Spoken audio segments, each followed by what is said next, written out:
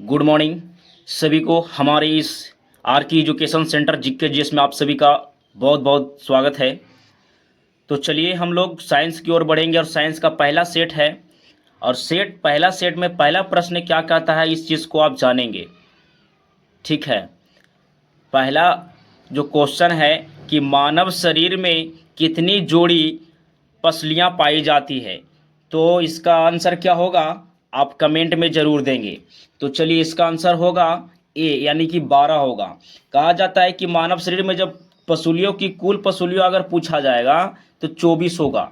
कुल पसुलियाँ कितना हो जाएगा 24 होगा। लेकिन यहाँ पर पूछा गया है कितनी जोड़ी, है ना, तो 2 जोड़ी यानी कि 12। एक साइड 12 होता है और एक साइड 12 यानी कि 24 जोड़ी 24 होता है। कुल पसुलियों की संख्या कितनी होती है तो 24 होती है। आप इसके याद रखिएगा। लेकिन यहाँ सवाल पूछा है कि कितनी जोड़ी पसुलियाँ पाई जाती है तो 12 जोड़ी।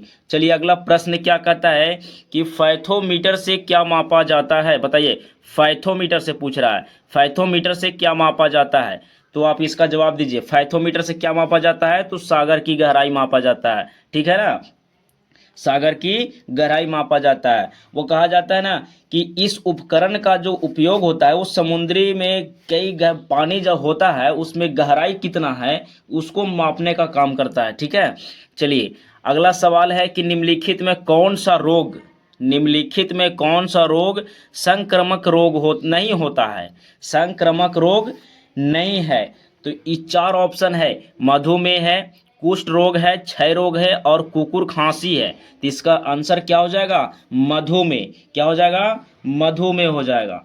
चलिए तो भाई थोड़ा सा मधुमेह के बारे में भी थोड़ा सा जान लीजिए। वो कहा जाता है कि मधुमेह जो है ना एक गैर संक्रामक रोग है।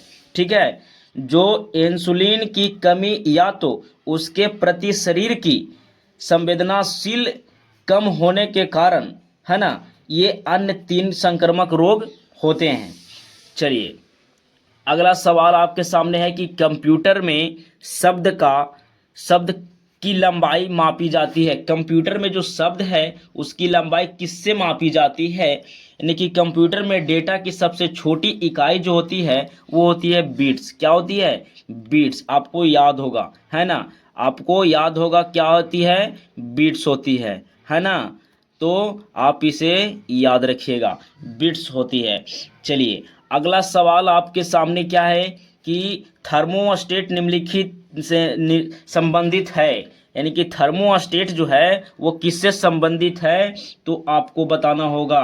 तो किससे संबंधित है तो इसका राइट आंसर हो जाएगा तापक्रम नियंत्रण से। क्या हो जाएगा तापक्रम नियंत्रण से।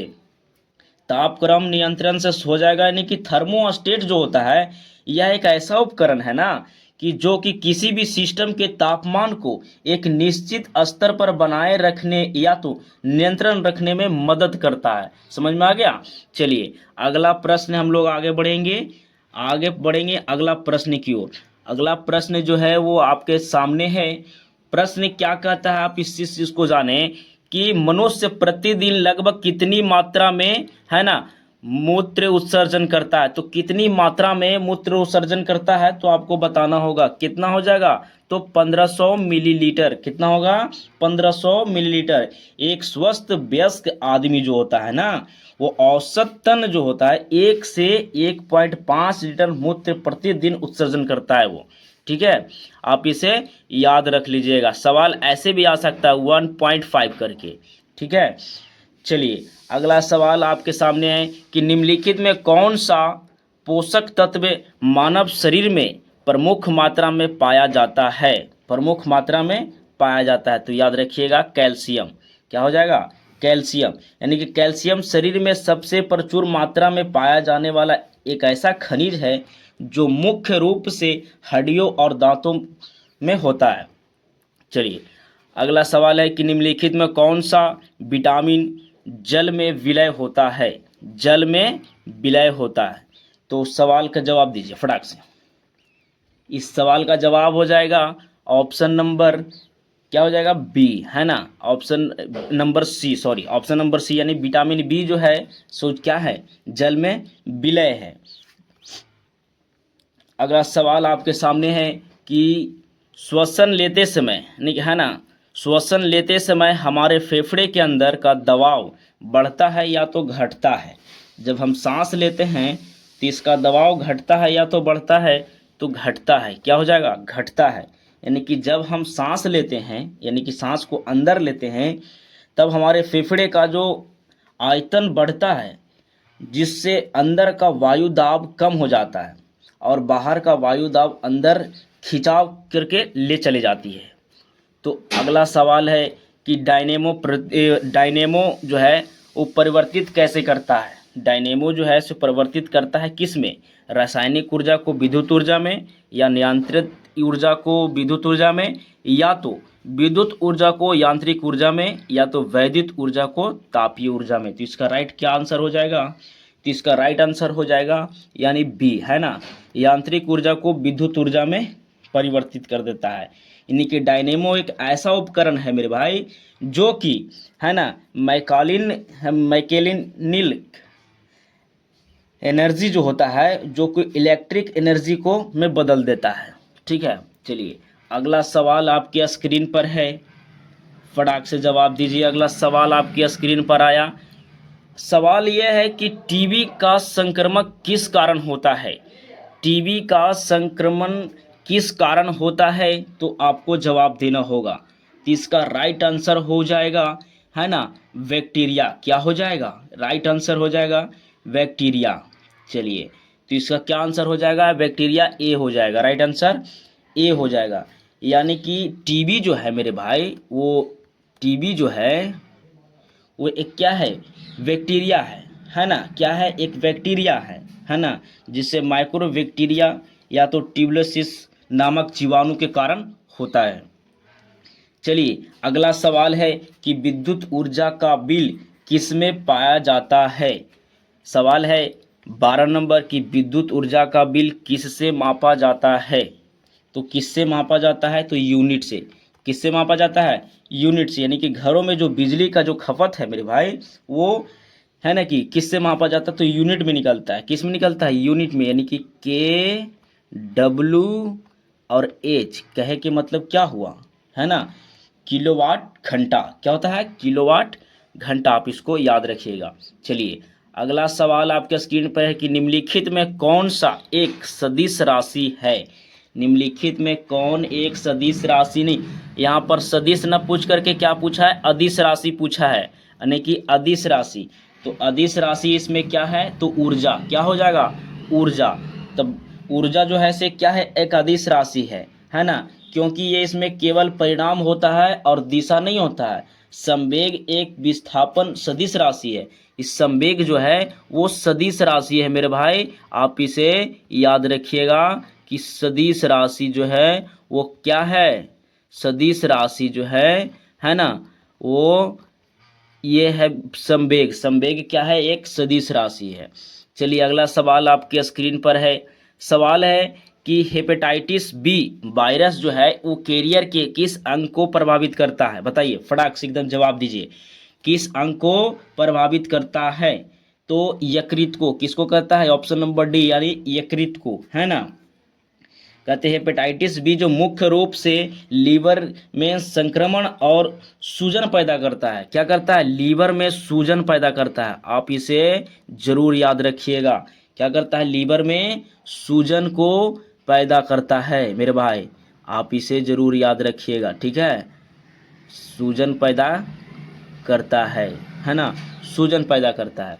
चलिए अगला सवाल आपके स्क्रीन पर है कि केंद्रीय, है ना, केंद्रीय चावल शोध संस्थान स्थित है तो कहाँ है? तो याद रखिएगा कटक में, उड़ीसा में है। ठीक है, कटक में। ये राष्ट्रीय चावल अनुसंधान संस्था है ना, जो कि उड़ीसा के शहर में स्थित है। उड़ीसा के कटक की स्थित में है। उड़ीसा के जो कटक है ये शहर है, वहाँ पर स्थित है ना। चलिए तो हम लोग आगे बढ़ेंगे। अगला सवाल आपके स्क्रीन पर है। अगला सवाल क्या है? अगला सवाल पूछा जा रहा है कि ऊतक के, है ना, अध्ययन को कहा जाता है। बताइए, फटाक से जवाब दीजिए। ऊतक के अध्ययन को क्या कहा जाता है? ऊतक के अध्ययन को क्या कहा जाता है? ऊतक के अध्ययन को क्या कहा जाता है? तो हिस्टोलॉजी। क्या कहा जाता है? हिस्ट्रोलॉजी, ऊतक के अध्ययन को हिस्ट्रोलॉजी कहते हैं, यानी कि ऊतकों की जो सूक्ष्म है ना संरचना के अध्ययन को है ना हिस्ट्रोलॉजी कहा जाता है। चलिए अगला सवाल आपके सामने है कि विटामिन ई की कमी से कौन सा रोग उत्पन्न हो जाता है। विटामिन ई की कमी से कौन सा रोग उत्पन्न हो जाता है आपको बताना होगा। तो प्रजनन संबंधी रोग क्या होता है, प्रजनन संबंधी रोग, यानी विटामिन ई की कमी से प्रजनन की जो क्षमता होती है वो कम होती है, यानी कि कम आती है ना, जो कि बेरी बेरी है ना कि कहा जा रहा है कि एनीमिया, या तो है ना रक्त का थक्का जमना, यानी ये सब क्या अगर B1 की कमी होगी तो एनीमिया होगा, है ना।